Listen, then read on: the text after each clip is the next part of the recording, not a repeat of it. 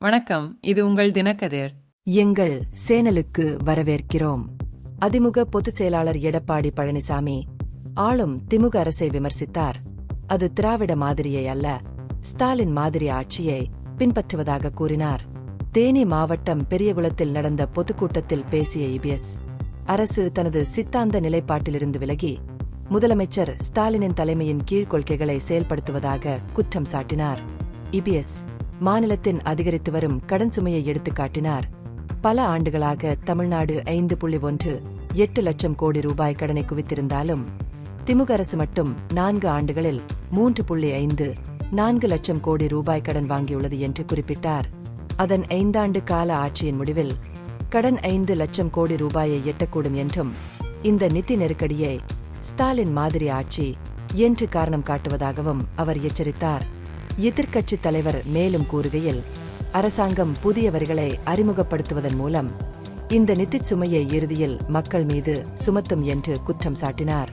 2024 முதல் 25 வரை ஆண்டிற்கான வருவாயில் தோராயமாக 1.10 லட்சம் கோடி ரூபாய் வசூலித்த போதிலும் திமுக நிர்வாகம் எந்த புதிய நலத்திட்டங்களையும் தொடங்க தவறிவிட்டது என்று அவர் சுட்டிக்காட்டினார்.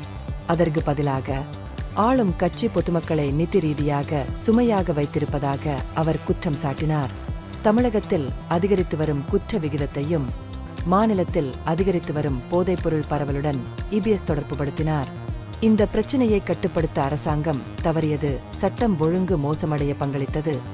இதனால் மக்கள் மத்தியில் பாதுகாப்பின்மை அதிகரித்துள்ளது என்று அவர் பரிந்துரைத்தார். வெளியேற்றப்பட்ட அதிமுக தலைவர் ஓ பன்னீர்செல்வத்தை மறைமுகமாக சாடிய இபிஎஸ், முதல்வர் பதவி மறுக்கப்பட்ட போது ஓபிஎஸ் எவ்வாறு தர்ம யுத்தம் நடத்தினார் என்பதை நினைவு கூர்ந்தார்.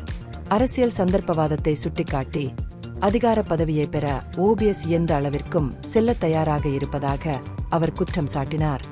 இந்த பகுப்பாய்வு நுண்ணறிவுள்ளதாக கண்டால் முக்கியமான அரசியல் முன்னேற்றங்கள் குறித்த கூடுதல் புதுப்பிப்புகளுக்கு லைக் செய்யவும், ஷேர் செய்யவும், சப்ஸ்கிரைப் செய்யும். இது உங்கள் தினக்கதிர். நன்றி.